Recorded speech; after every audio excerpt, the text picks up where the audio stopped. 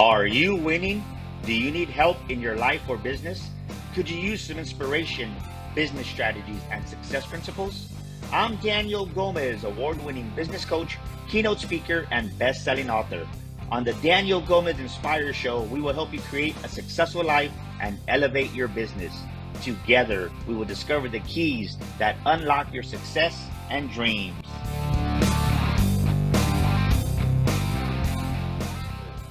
Welcome back to another episode of the Daniel Gomez Inspire Show, where we motivate you, we inspire you, and yes, we educate you. And I'll tell you what, we have a special treat for you today. This woman is powerful and just doing so many great things in entrepreneurship, in the nonprofit world, and I'm honored to call her a friend. Let's welcome to the Daniel Gomez Inspire Show, Cindy Witteman. Good morning, Cindy. How you doing? Good morning. I'm so glad to be here. Thanks for having me. Well, I've been looking forward to spending some time with you and just really having you drop some value bombs here on the Daniel Gomez Inspire Show. So do me a favor. I know the amazing, beautiful, powerful individual you are. Introduce yourself to the Daniel Gomez Inspire Show, please. All right. Well, I am the founder and CEO of Driving Single Parents, which is a nonprofit where we give away cars to single parents in need. I'm also the founder and editor-in-chief of Force Magazine, where we highlight people who are forced to be reckoned with. I'm also the host of Little Give TV show, where we highlight ordinary people doing extraordinary things to help others. I'm a business owner, a 5-time international best-selling author, and a beekeeper.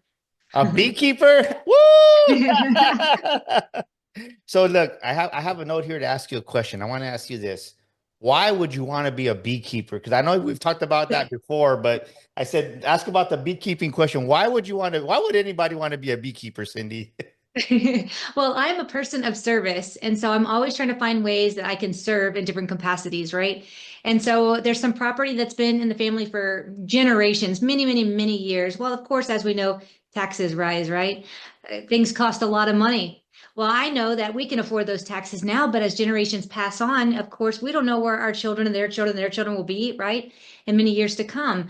And so the thing that I thought of was, how is it that we can make sure that this property can stay in the family? And most of the time when these properties are passed down for generations, those properties are sold because the families cannot afford the taxes. So I said, how can I remedy this? So I researched it and found out you can get an exemption for being a beekeeper. So I learned everything there is to know about bees. I put some bees in the property, and now we can carry this on for generations to come. Well, I think somebody needs to get that tax strategy for the next year taxes. Whew, I love it. Well, ladies and gentlemen, this is the part of the show where I always say, get out your pen and get out your paper and take some notes, because Cindy's going to drop some massive wisdom. And like we always say here in the Daniel Gomez Inspire Show, what you write down on paper, when you put pen to paper, you retain over 50%. And I want you to retain, because she's going to drop some massive wisdom. And thank you so much for that. Now I know, right? If I get some property, I'm going to go get me some bees now. So, but yeah, give me a call. I'll help you. And it serves the environment. So it's just a win all the way around. well, it's actually a good tax strategy too. And what I want to know is this: why would such a amazing woman like yourself one day wake up and say, "I'm tired of working for corporate America. I don't want to do that anymore. I want to go into nonprofit world and really entrepreneurship." What made you woke up one day and what happened? I wish I could say that, but actually the backstory is kind of funny. I grew up super, super poor. Sometimes we didn't have running water or electricity. And I remember being a very young kid and literally walking up to people and saying, "How'd you get shoes?" Wait a second. How is it What that up? How whenever did you you get flip the shoes? Is switch? that what you said? Yeah, yeah. Like, how did you get shoes? When I turn the switch on at your house, it works and it doesn't work at mine. What are you doing? So I really started to develop over time, like these questions, and I would ask people and they would tell me the same thing. Well, I have a really good job, right? So I started to think, man, I got to get me one of those as soon as I possibly can. And I love this little song I had when I was a kid, a little theme song. You might have heard of it. It's actually called "I'm Gonna Be Somebody One Day" by Travis Tritt. Have you heard this song?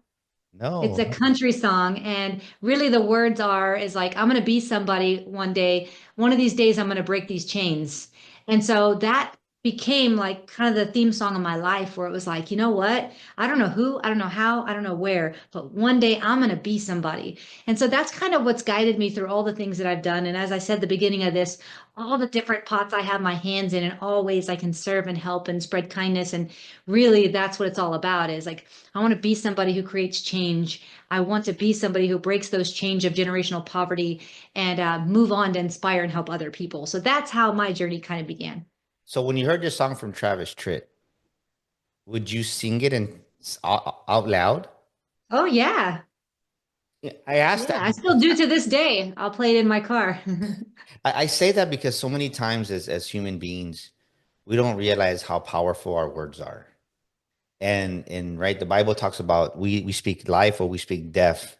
And by you singing that song of encouragement, right, I'm going to be somebody, and then you really start to believe it. People don't realize this. Sometimes when we start, well, right, it's a new year now. We're going to embark in 2025, and many people, they've been losing, right? They've been losing in life. They've been losing in business. And a lot of it is their own doing, but this is a thing, Cindy, they don't realize it. By you singing that song, you are actually speaking life over yourself that I'm going to be somebody. And it breaks my heart so many times last year in 2024. I saw people get under pressure and under stress, and right away they go to negative town. Hmm. What keeps you from going to negative town when those moments, right? Because this is a true fact. You find out who a person is under stress and when they're under pressure. The real them comes out, I say, right? Their instinctive Yeah. behaviors. Talk to us about that for yourself. Yeah, it's not easy. It's not easy for anybody. It's a growing thing. It's a changing thing. It's a being conscious of your thoughts and how you're thinking and how you're feeling. And negative thoughts stack on each other, right? So you have one negative thought and then another one. So I think it's really important that when I do get a negative thought or I start to feel a certain way, that I shift. Whether that means I write out what I'm afraid of. I write it down on paper and kind of like, what am I afraid of? And if this happened, what is the worst possible outcome? Then I can see it's not that bad, and I really don't have too much to be stressed or worried about, and kind of get it out in that way. But I do believe it's a very conscious effort that each and every one of us have to really pay attention to the thoughts we have, because they come so rapidly. So if you get one negative thought, then you get two, then you get three, then you get four. Before you know it, you're in a whole sewer cycle, like Coach Michael Burt says, right? And that's no good. And so really monitoring your thoughts, making sure that if you start to get in that, change your mind somehow, call somebody, listen to I want to be somebody one day, write it out, find a way to kind of block that and shift your perspective to something more positive. Well, ladies and gentlemen, this is what I want to ask you is like, what are you doing to change your state? Think about what Cindy's saying. Maybe these Christmas holidays just passed, New Year's just passed, and you're kind of in this funky mood. And but what are you doing about it? The more you talk about a problem, the bigger it becomes. The more you focus on the negative, the more negative you become. I want you to start doing this. Do what Cindy said, right? The other day I was here and I was listening to a song from when I was younger, and just it got me in an upbeat motion. We had a very productive day at work because, right, a body in motion stays in motion.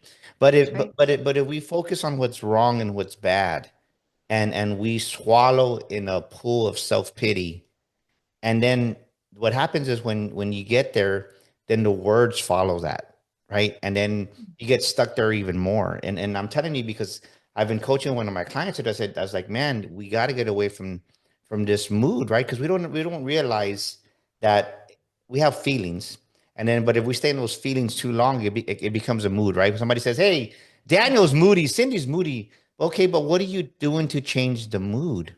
And I think that people don't realize how powerful their words are, or by listening to an uplifting song, and vice versa. Maybe they're stuck in that rut because they're listening to some music that, or negative self-talk, right? And radio. Like I listened one time I was driving to work with this gentleman, and I said, never again will I carpool with this guy when I was younger, because it was all just negative stuff. Like, how important is it what we listen to as human beings, especially if you're an entrepreneur, Cindy?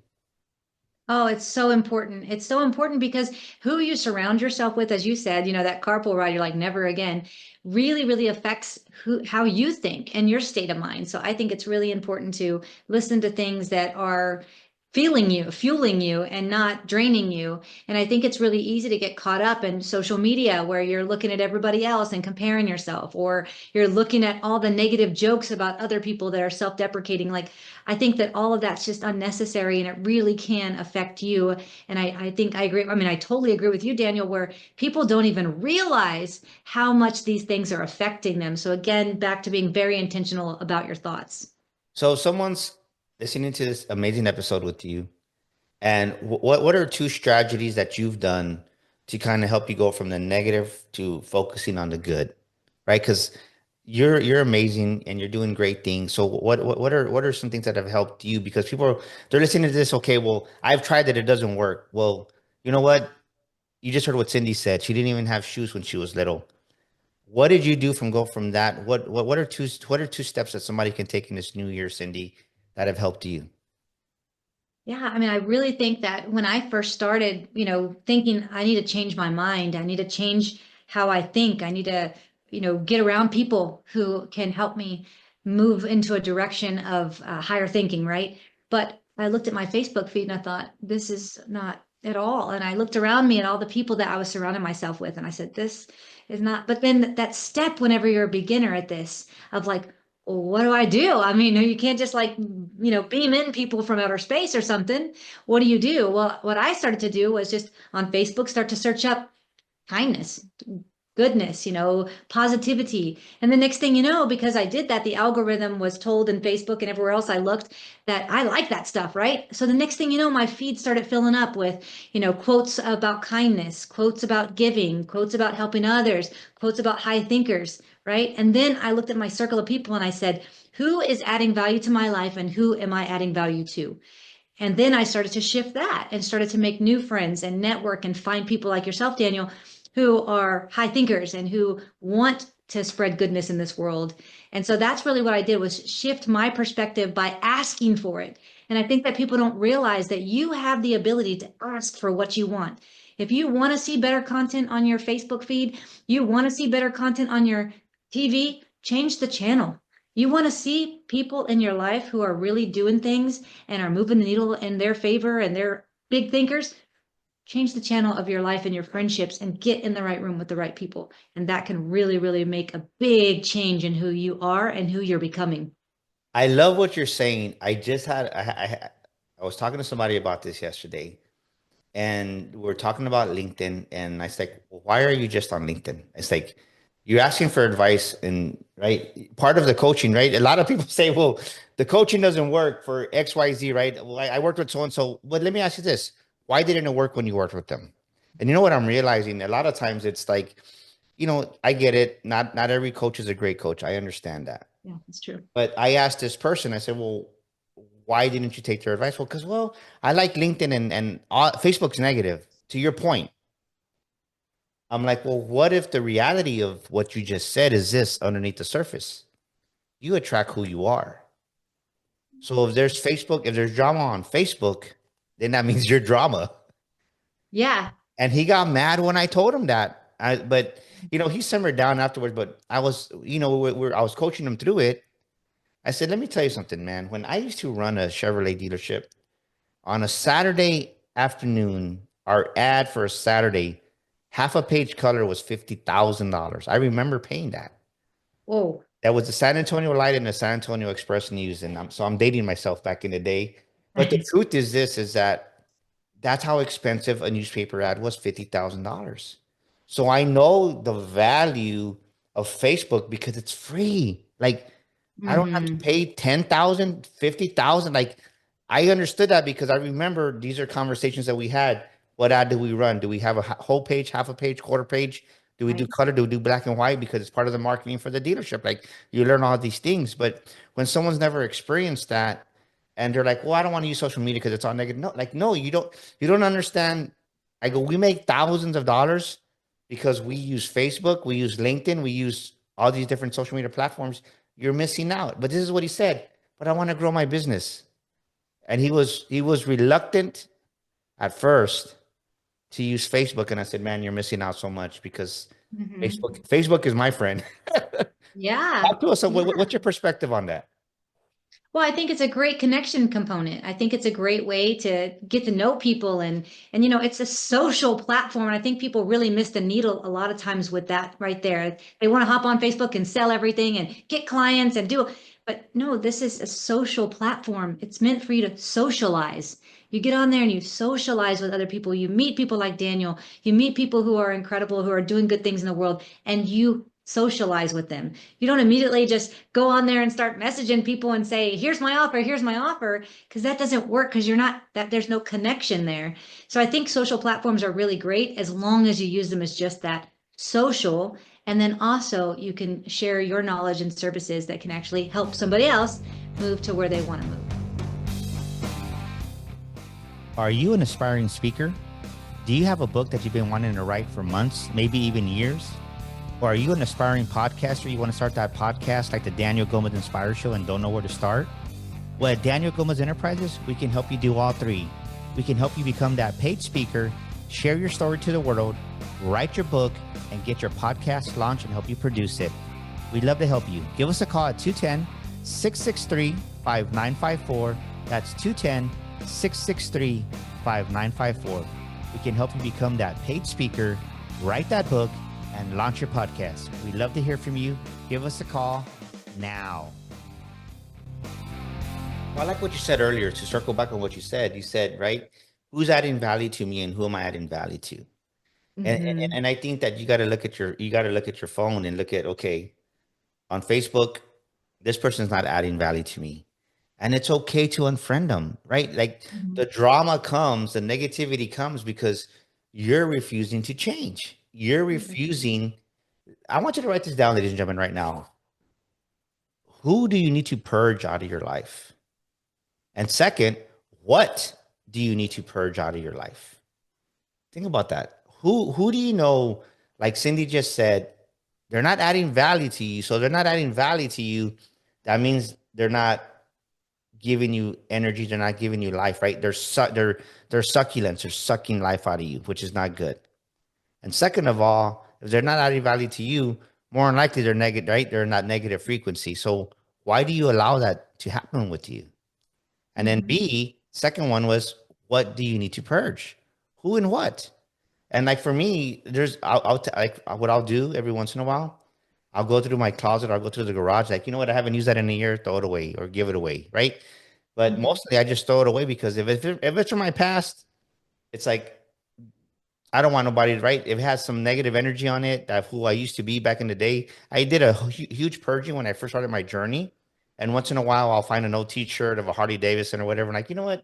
That's the old Daniel. Throw that away. Like, why would I want to gift that? Talk to us about that. Right now that's bringing something up for me. I hadn't really, I mean, I just read your book. I listened to the Audible version, but, and it had me thinking about that because in your book you talk about that, getting rid of the old things. And it kind of had me thinking through of like, what do I have that I need to get rid of? And just now when you said that, it reminded me that I've kept some key items. I'm a domestic violence survivor. And so I've been through a lot of shift in my life and a lot of hard times. And then, growing up poor, all the things. And I just realized that I have some shirts and some different things from key components in my life where a traumatic event happened. And I kept that as a momentum of like to remember where I was so that I could know when I move to the next step where I am now and feel good. But I think now that you've mentioned this just now, I think I'm going to get rid of those things. I don't need those things. I don't need to go back and look at them and say, I remember when I was abused in this shirt, or I remember when this bad thing happened. I don't need that. I need to just get rid of it. So thank you for sharing that with me today. I really needed to hear that. Well, the truth is this, ladies and gentlemen, to what Cindy's saying, every article, right? My phone, your phone started from an idea. It's energy. Yeah. This water bottle started from energy. It was an idea. So a garment, a t-shirt, a dress, shoes, they carry energy. And if you keep holding on to that old energy of who you used to be, it could be keeping you from going to where God wants you to be. So my thing was, my wife would say, well, why don't you give away? I was like, no, like, if I don't want it, why do I want to give that to somebody else? Right. I mean, I just, Yeah. and the truth is this, like I talk about it in my book, The Makings of a Millionaire Mind. I talk about it, right? I think after I did the total assessment, at first it was like a $2,000 purge of black t-shirts, and then I threw away some Harley boots that cost me like $400. But I threw away total like Harley Davidson paraphernalia, clothes, and then I had this in my man cave. I had some nice, I don't know what you would call them, pictures framed, whatever, but probably close to $5,000 worth of stuff, clothes, boots, jeans, stuff in the garage in the man. But it's like, I'm okay with it because that gave me. I want you to understand this, ladies and gentlemen. If you don't make room for the new, it's never going to show up. What's your perspective on that, Cindy? Yeah, I 100% agree. I think you've got to see yourself already experiencing what you want to experience and make room for that 100%. And I do, I mean, I guess my shift is now happening just this moment when we're speaking is like, you think about you want to keep certain things so that you can remember where you came from, so that you can see how far you've progressed. But why? Like, why would I want to keep that terrible memory? I just don't understand. That doesn't make any sense at all. So I really think you do need to make room for what is next for you. And I'm certainly going to do that today. Awesome. So talk to us about what I love about you is you're giving. I mean, you're generous in the transformation that you've gone through, going from not having shoes, not being able to turn on the light switch. And I mean, I think people take. I think a lot of times, even I, I've been to Asia and I've seen poor, Yeah. right? I've seen poor. Like I know what it's like. It's some of the stuff I saw in just in a third world country. It's right here in America. We say we're poor, but really you're on Section 8 and you still got running water. But to Right. experience that you haven't had running water, like you're saying, and not have shoes, you started a nonprofit. Talk to us about your nonprofit because you just gave away you changed someone's lives by giving a human being an actual car. Like, what's your nonprofit? And talk to us a little bit about that. What's the motive behind that? Yeah, so as I mentioned early on, is that I'm a domestic violence survivor. So I escaped that situation with my daughters, a basket of clothes, a bag of diapers, and we left and I rebuilt a new life for us. And I always knew as I was going through that journey, I had come from a single parent home. My mom raised me, and that's where I experienced a lot of the poverty that I went through. And I promised myself I was never going to be that dreadful single parent, like never, like no matter what. I always felt like, my mom could have tried harder, she could have done this, she could have done that, and thought all these things about how our life could have been better had she not been a single parent. So one of my big missions was to never be the dreaded single parent. But because I was experiencing so much poverty, I decided to get married super young and start my own white picket fence, right? And I was going to build the perfect life for us and me, and then I was going to have kiddos and we're going to have a beautiful family. Well, didn't work out that way for me. And like I said, I ended up having to escape that domestic violence relationship. And in doing that, I was actually watching Dr. Phil one day, and Dr. Phil said, it's better to come from a broken home than it is to grow up in one. And when he said that, it was like he was speaking to me, like, wait a second, I'm Say keeping that my daughters again. in Slow education down. Say that one more time. It's better to come from a broken home. than it is to grow up in one. Talk to So us yeah, about that. Give us a yeah, different. it's better to come from a broken home than it is to grow up in one. Yeah. And so when he said that to me, it was like, oh my goodness, boom, like so quick, the light flash that all this time I've been working so hard to not be that dreaded single parent. I've been working so hard to protect my daughters and shield them from any abuse that they could possibly. And I've been convincing myself that they were not being physically abused, so it was okay. I could take it. And I realized that I was actually dragging them through a total mess because of my ignorance, and knowing that now I'm teaching my daughters that it's okay to be treated that way. So as soon as I realized that, that's when I got that basket of clothes, the bag of diapers, my daughters, and I drove away to a very uncertain future. And in doing that, I worked two jobs for myself through school. I ended up selling plasma twice a week to put food on the table. And I made that work to prove to myself I could do it and to prove to my daughters that you don't have to endure that type of abuse to be successful in life. So as I went through all of that, I knew I was going to do something to give back. And I just kind of went around a bunch of ideas. And once I kind of got a little bit on the other side of success, a little bit, when I say that, I was driving a car I bought from a friend for $3,500 cash that had over 125,000 miles on it. And I had this flash at dinner one night and it said, I'm going to give away cars to single parents in need. And that's how Driving Single Parents began, was me and that idea of that's it.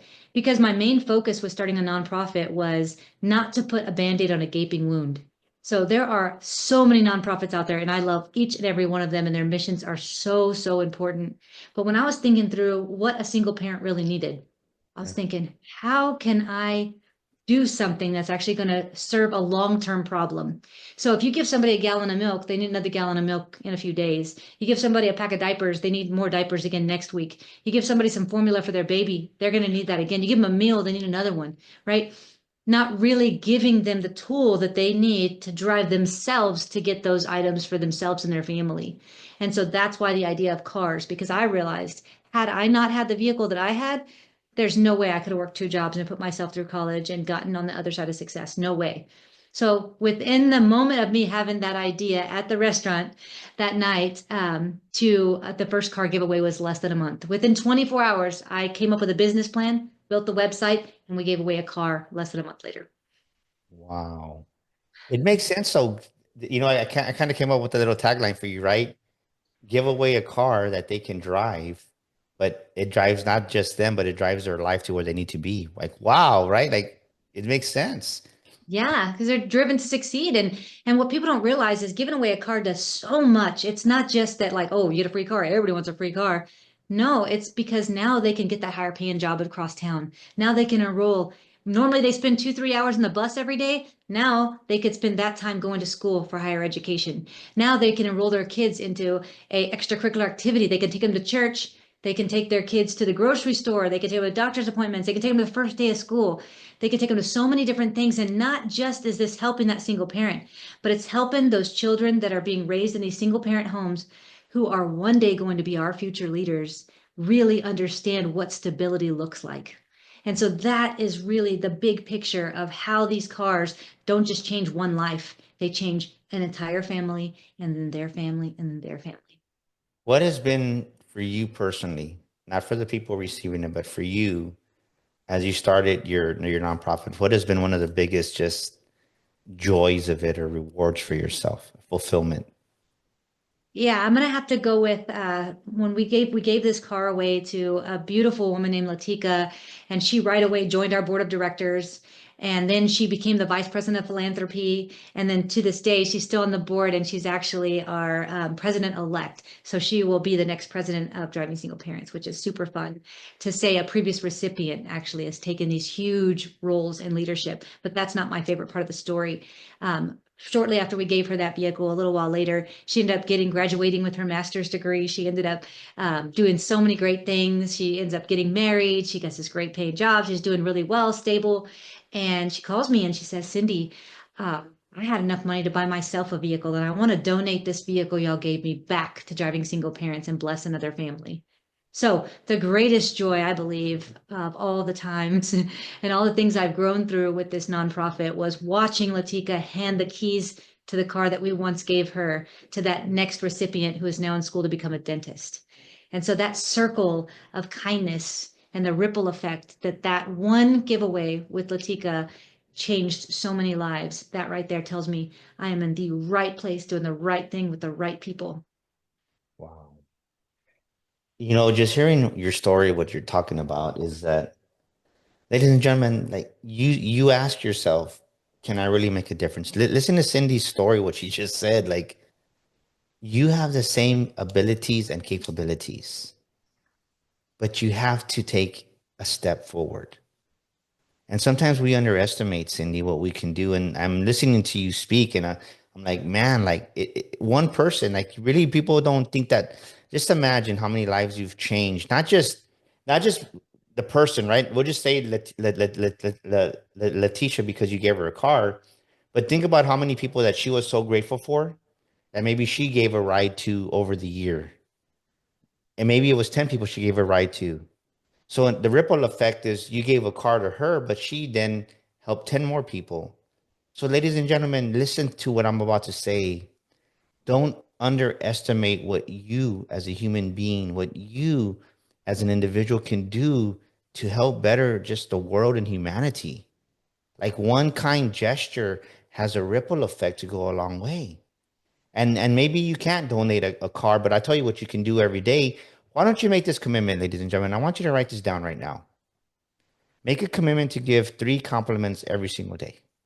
Give 3 sincere compliments every single day. And if it's a beautiful purse a woman has, hey, a nice purse. If it's a nice, I'm a watch guy, and if it's a nice timepiece, I'd like to give compliments on. But let it be sincere from your heart. And it's amazing when you give a compliment, Cindy, like how people just change and like, oh, you noticed that? Like, because, or even Mhm. when I'll never forget this, talking about this. Somebody got a haircut. I said, hey, I like your. She trimmed her hair and but her color changed. I said, hey, I'm digging a new color. You know what she said? My husband didn't even notice. Thank you. And she teared up a little bit. And I just, okay. It was kind of awkward at first, but then later she said, you know what? Thank you, Daniel, because somebody noticed. It made me feel good. So we never know what one kind gesture can do or one compliment can do, Cindy. That's so true. So true. There's so many opportunities out there to just give that little give, that little thing that you can do that can move the needle far for somebody else. And then that person might go compliment the next person. And that ripple effect of kindness and love and compassion and connection that we all need as humans is just, it's so easy and it's free. Free. You can help somebody for free. So what is some of the best business advice that you can give us here today? Give us 1 or 2 nuggets that someone wants to win in entrepreneurship in a nonprofit world. What's 1 or 2 words of wisdom that you can share with us here today? I would say one of the big things that I really focus on is return on energy. I've for years always wanted, like I said, I want to be somebody one day, right? I'm searching for the success and searching to try to like make a mark in this world. And what I've really realized is the more I follow that return on energy I get from other people like you, Daniel, where we have a conversation and we could talk all day. I mean, I get energized by our conversation. I get that surge of like, yes. If you can follow that feeling in life, people will come, your who's will come, the money will come, your feeling of good and success and your ability to give back in this world, all of it will come. So I would say follow your return on energy, do the things that you love, and try to always stay in a vibration of positivity and engagement and connection with others. Is there like a morning exercise that you do? Like, I know I have a morning routine. Is there something that you do every morning that kind of helps you get grounded as soon as you hit the day running? There's something that you could do that you could share with us? Yeah, it's funny you say hit the ground running because that's what I do. I wake up 5 minutes to 5 and I come go get some coffee, put my tinnies on, get to my desk in my office, and I work out. I do hit training every single. The first thing I do, hit training. 35 minutes of that. Then I do a little bit more of a workout. Then I journal. I write out what my thoughts are, how I'm feeling that day, all the things. I think it's really important to sit down with yourself and get to know who you are because all of the answers to what you're looking for are all inside of you. You just got to learn how to ask the right questions. So I spend a lot of time doing that. I love listen to what she just said. Most people ask themselves dumb questions, and you know what the world gives them back? Dumb answers. We ask, why is this happening to me? Or we'll just say the water heater breaks. What else is going to break? Okay, you ask for what else is going to break. Your wish is my command. Something else is going to break. Instead of saying an empowering question like you just said, okay, what's the lesson behind this, God? Or how can I learn to grow as a human to become a better human being from this? I think people need to understand that as we started off the episode, there's power in the words that we say, and there's power in the words that we put into question form. How important is it for you to have empowering questions that you ask yourself? Oh, it's so important. I mean, all of us use Google, right? You type in Google, want to ask a question, you type it in Google, and Google gives you some weird answer. You're like, that's not what I was asking at all, right? And then you revise your question, you write it again, and then Google gives you something else. It's that, it's still not getting it, and you got to revise that question again. Now, everybody who's listening to this, that's what you have to do with your brain. You have to learn to ask the right questions to be able to get the answers that can help you with whatever you're trying to accomplish. I think that your words are so important and the questions we ask ourselves is so important. I also want to kick it back to you, Daniel, with your book, another nugget I learned in your book, and I never thought about it before, but it makes so much sense, is, we spend so much money and time and energy, replacing our kitchen appliances, replacing our cell phones, figuring out which one's the latest, greatest laptop that we can buy to help our business or whatever technology we need, right? But a lot of people don't spend the time to upgrade the biggest asset we all have, which is our mind, our mindset, and grow into who we need to become to succeed in the way that we want to succeed and the way we're meant to succeed. So I also just love that nugget from you too. And that just really, really hit home whenever I listen to it. Well, you know what I think about when you just said this is the mind, the brain is so powerful. Mhm. I think so many times I meet people that are stuck in that victim mentality. And I don't know who needs to hear this, but we're talking about domestic violence. If you need help with that, reach out to Cindy's nonprofit. She can help you. It would, but think about this. It's like with what you just said, Cindy, we're not responsible for the pain and the trauma or traumas that our mom, our dad gave us, maybe an ex-husband, an ex-wife. We're not responsible for the pain they gave us. But ladies and gentlemen, you are responsible for your healing. I say again, you listening to this or watching here on YouTube, you're responsible for your healing. If you don't take responsibility and accountability, nothing's ever going to change. And I think so many people, they get stuck in that part of thinking, like you're saying, they don't upgrade the brain and they get stuck in that victim mentality. And yes, you're not responsible. Yes, you're right.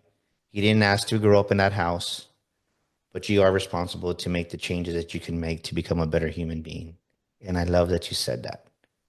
Absolutely. I always say that, some parents teach you how to be, and my mom taught me how not to be. And each and every one of us have that inside of us to be able to say, hey, I learned a lesson from whatever I went through, and I'm going to move forward, and I'm going to use that as power to get to the next step.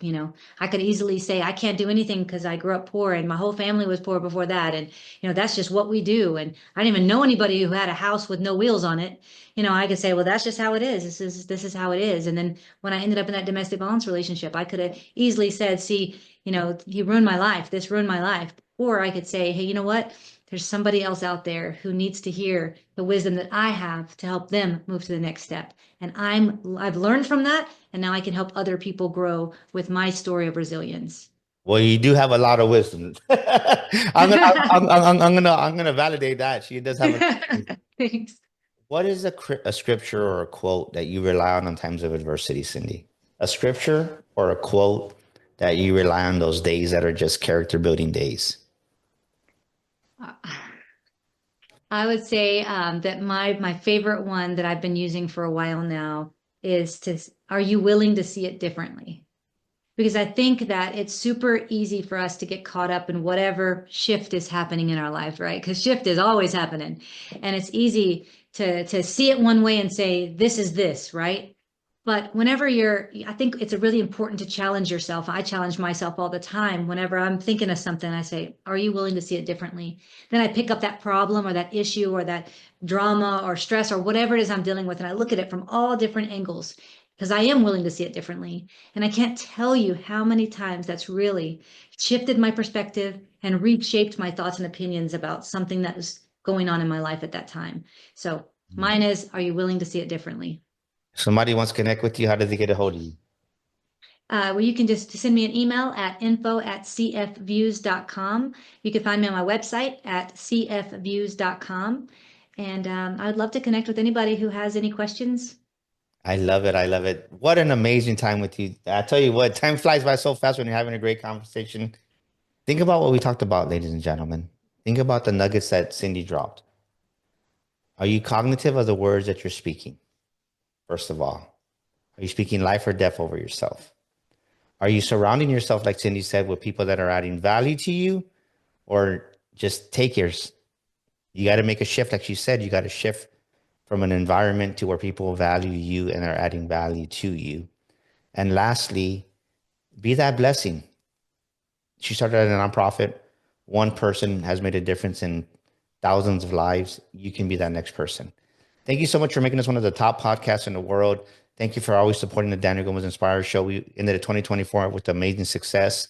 We'll see you next week here with another amazing guest. Share this episode with somebody. And if there's a speaker in you and you want to speak, I want you to join us March 21st, 22nd. You see right behind me, Sticker Shock Speaking Academy. The world needs to hear your story. We built the business that we have because of sharing our story on stage. Imagine what God can do when you open your heart to share your story also. Reach out to us at 210-663-5954.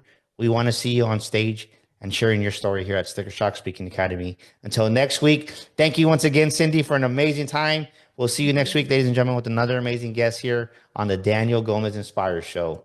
Thank you. This is Daniel Gomez Inspires, and thank you for listening to our show today. Please share this episode with a friend, leave us a review, and subscribe to our show. And for listening to our show today, I want to give you a free gift. I want to invite you to our Millionaire Mind community. Text the word millionaire, that's millionaire, to 210-942-5059. Yes, join our community today and receive millionaire affirmations, inspirational quotes on a weekly basis. That's 210-942-5059.